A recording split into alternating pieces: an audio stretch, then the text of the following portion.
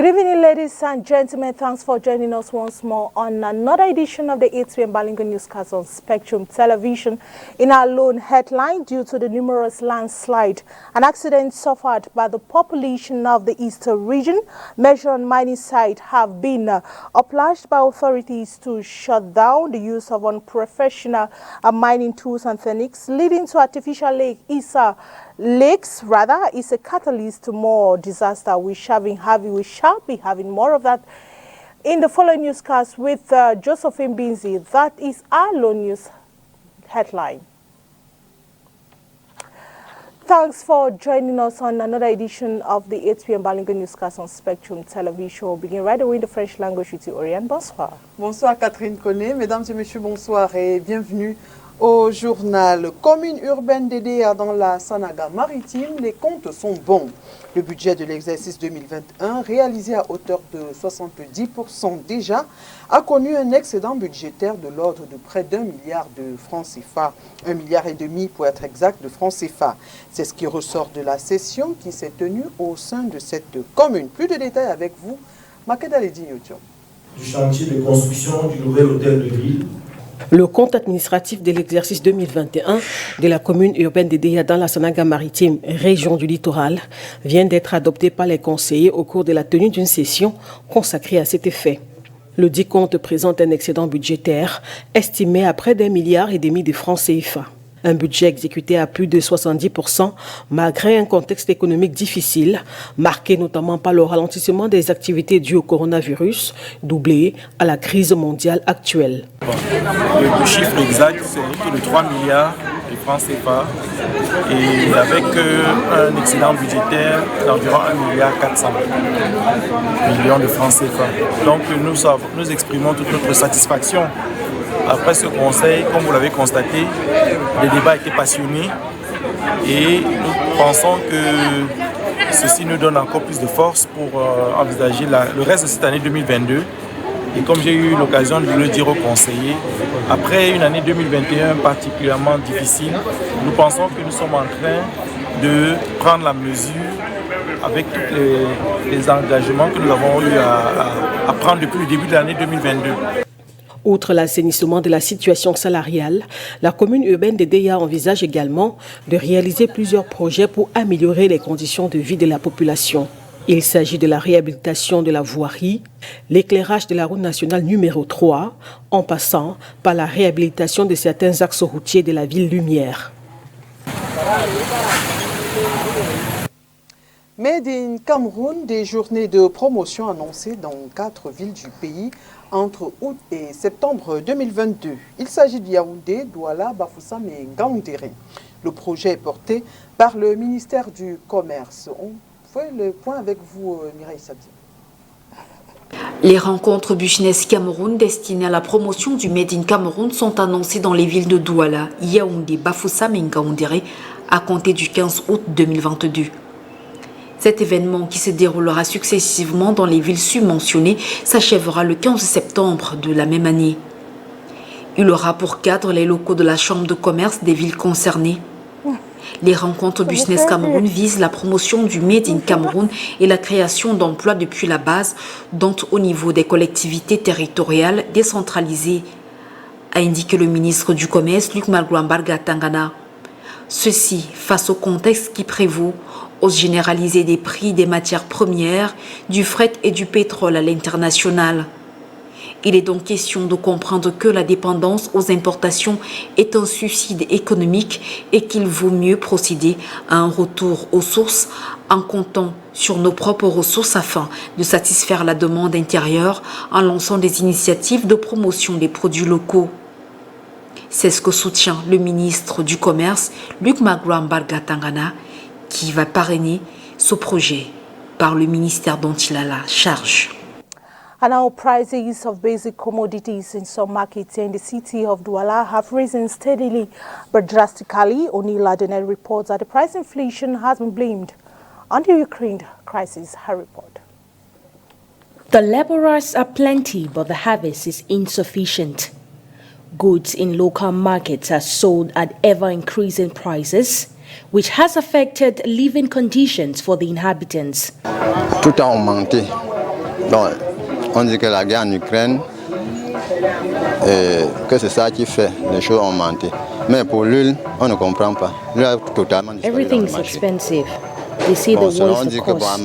For oil, we don't understand. It has disappeared completely in the market.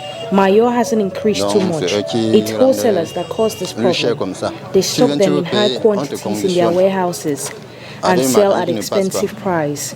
When you buy, they refuse to give you receipts, so you don't show it to authorities. On te donne seulement le bordereau.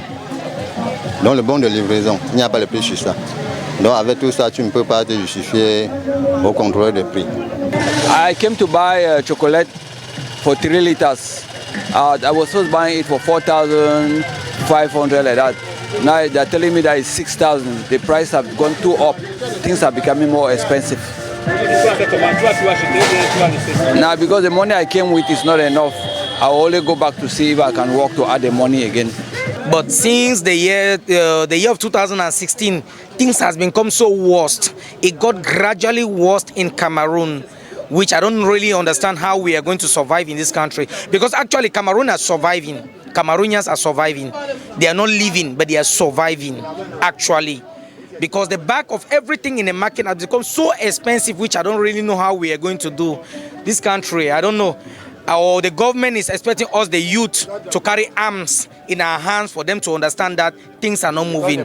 Surviving and not living is what they say they do to go by these tough times. Seller here in this market, I deal on carrot, which I was carrying a bag of carrot of 7,000, at times 5,000, at times 10,000 from when it was so expensive. But now I'm carrying a bag of carrot of 25,000 francs. How am I going to retail them? How much am I going to gain? And the women who are coming to the market to buy, how are they going to survive in their house? All the questions we are supposed to ask ourselves. To be very honest, things have become so expensive in the market. And I already plead for this government in Cameroon to really see into this. We are tired of this situation. The war in Ukraine and the crisis in the nation, not forgetting poor farm to market roads are the reasons advanced for this increase. And now the presence of fertile soil in Cameroon makes it favorable for the cultivation of different fruit species, but inhabitants cannot eat certain fruits all year round. Our reporter once more, Oni Ladonet and Gilbert Mange tells us the fruits available this season at the Alga market in the Douala municipality. Her report. Lovers of plum can finally leap for joy as this fruit is present all across local markets in Cameroon. Usually consumed with pash maize or other complements during the rainy season, this oily fruit has slumped in sales. This is a plum season. We sell plum, but business has been slow this year. This year people don't buy. We don't get to sell.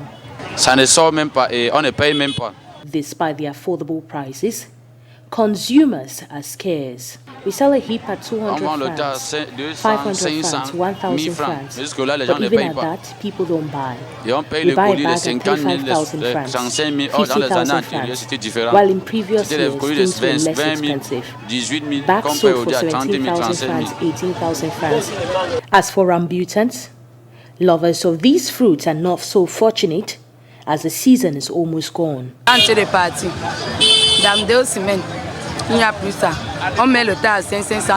weeks' time, you will not see them again. We'd sell at 500 francs a heap, and we buy a bag for 15,000 francs, 18,000 francs, 20,000 francs. It depends on the bag. We sell a bucket for 5,000, 6,000, 7,000. It depends. Before we sold a bucket at 3,000, 4,000, but expensive this year.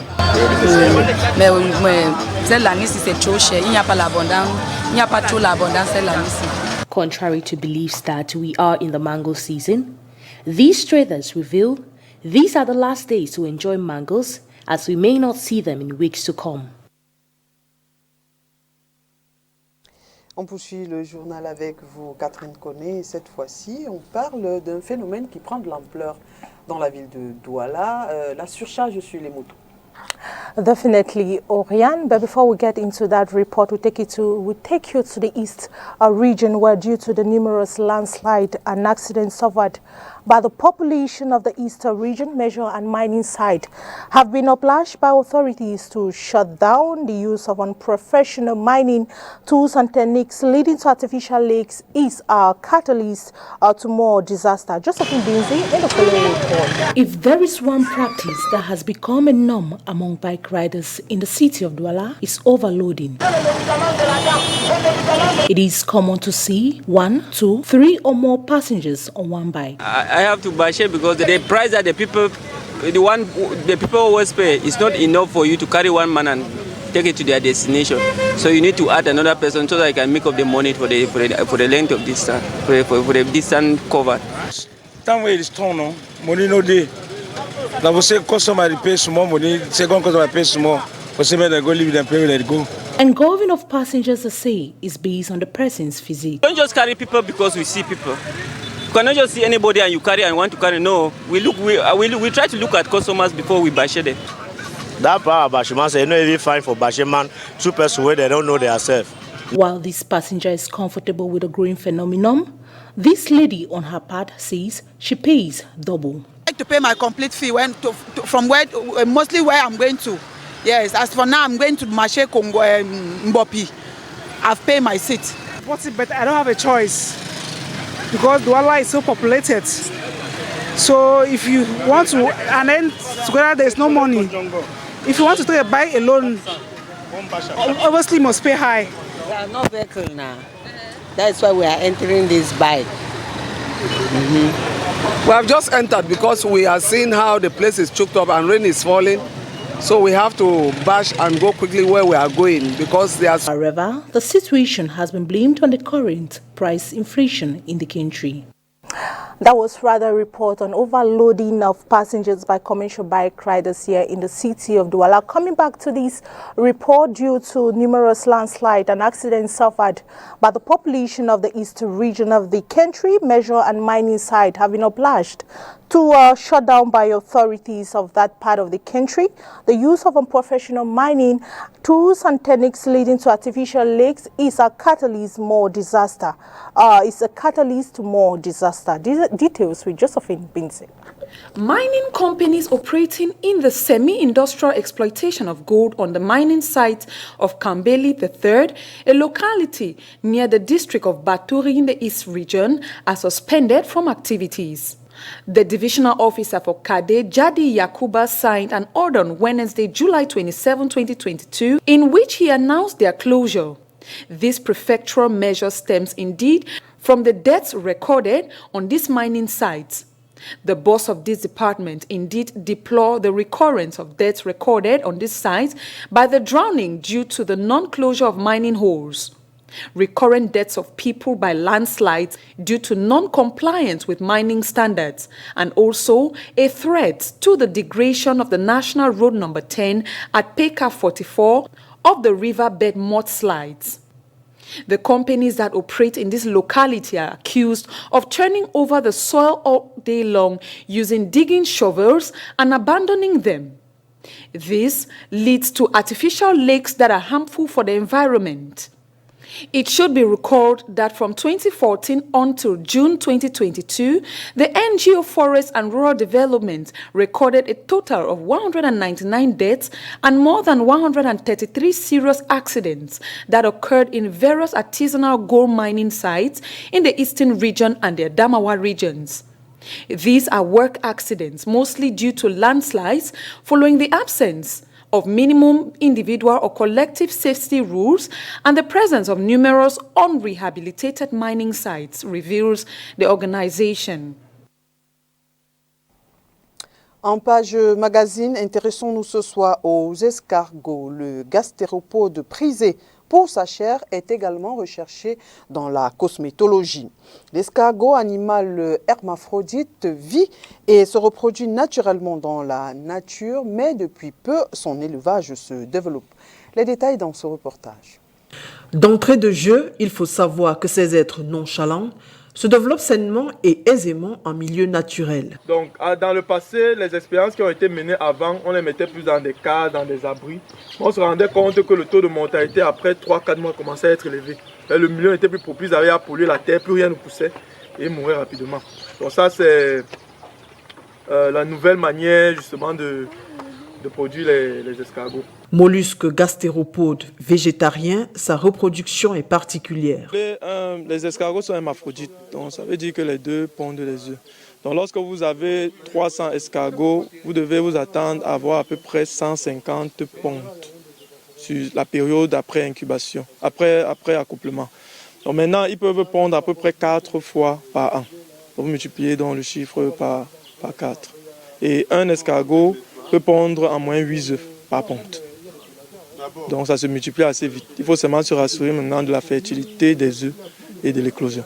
Dans cette exploitation située à Minkwele, c'est à Bonabiri, dans le 4e arrondissement de Douala, la chaîne de reproduction respecte un circuit bien défini afin de réduire les pertes. Une fois passé ici à peu près 18 à 30 jours, il y a éclosion. On retire maintenant les naissins qu'on bascule ailleurs. Pourquoi? Parce que lorsqu'on les laisse à l'intérieur avec d'autres œufs, ils mangent, ils cassent, ils mangent. Donc il faut chaque fois contrôler les retirer. Donc pour le moment, la phase où nous sommes encore à la production des naissins. Ça peut prendre, c'est un cycle qui peut durer entre 7 et 9 mois. Le temps qu'ils pondent, qu'ils éclosent et qu'ils soient suffisamment gras et solides pour être transférés dans cette eau. Ils sont 7 jeunes Camerounais, d'abord guidés par leur estomac, ensuite par leur portefeuille, qui ont décidé de se lancer dans ce secteur qui s'avère être porteur. On était focalisé sur la bave, sur la chair, mais avec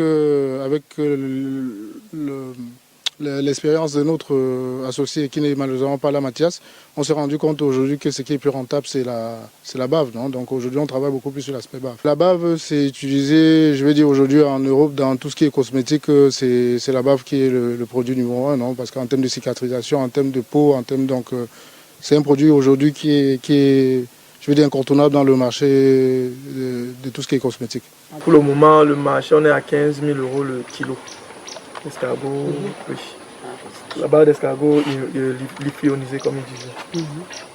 Et liquide, je crois que c'était à 1 000 € le litre. L'escargot est peu calorique et contient 75% de protéines d'excellente qualité, 15% de matières grasses et un faible pourcentage de glucides. Il est une source de fer, de calcium, de phosphore et de cuivre.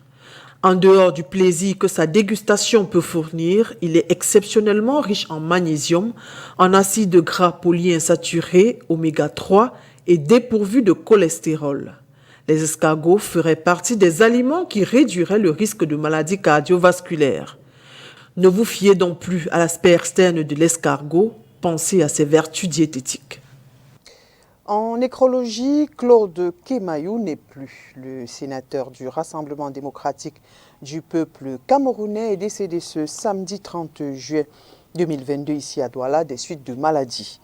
Et rappelons qu'il a été pendant plusieurs années directeur général de la SNEC, aujourd'hui Kamwata, pendant que Clément Oboufegue était directeur général. Et nous poursuivons ce journal en langue anglaise. On va à l'étranger avec vous, Catherine Koné. With the VOA. 20-year-old Rebecca Nyirarukundo fled clashes in June between the Congolese army and the rebels around Ruchuru territory with a husband and 1-year-old son. They found shelter at this school-turned camp for the displaced in Nyiragongo territory, along with hundreds of others. We arrived here on foot because we had no transportation, but had no food. I went 5 days without cooking, and my child became weak. I took him to the health center, but nothing worked. Her son was malnourished, got sick, and on July 17, he died. In the town of Kanyaruchinya, those newly displaced keep arriving, stretching the few resources available. Since we have been here, we have had no assistance. I have already buried 4 people because of the lack of water, food, and shelter. We are suffering a lot. The UN Refugee Agency, or UNHCR, says clashes since March between the Congolese National Army and the rebel March 23 movement have forced more than 160,000 people to flee their homes. The UNHCR says it has received less than one-fifth of a $225 million budget request for the DRC that was based on needs before the fighting broke out. Medical aid is also stretched in Kanyaruchinya as the town has only one mobile hospital. The hospital was installed in 2021 under the leadership of the president, but there has been no improvement in terms of equipment and logistics. The government has been giving almost nothing lately, and the crisis has caused problems with healthcare. Meanwhile, protests this week against the UN peacekeeping mission in eastern Congo turned violent and left at least 15 people dead. The demonstrators accused the peacekeeping force of failing to stabilize the region and keep them safe. Whether or not one blames the peacekeepers for the situation, it is clear that safety in the towns near Goma is a scarce commodity. Ruth Omar Esther for VOA News, Nyiragongo Territory, Democratic Republic of Congo. And that brings us to the end of the 8 p.m. Bilingue newscast on Spectrum Television. Ladies and gentlemen, thanks for watching the news. Wishing you a blessed stay in the company of our programs till we meet again. Good night. Good night, Torian Duncan. Bonne soirée, Catherine Koné. Mesdames et messieurs, merci à vous d'avoir été des nôtres et bon week-end en compagnie des programmes de Spectrum Télévision.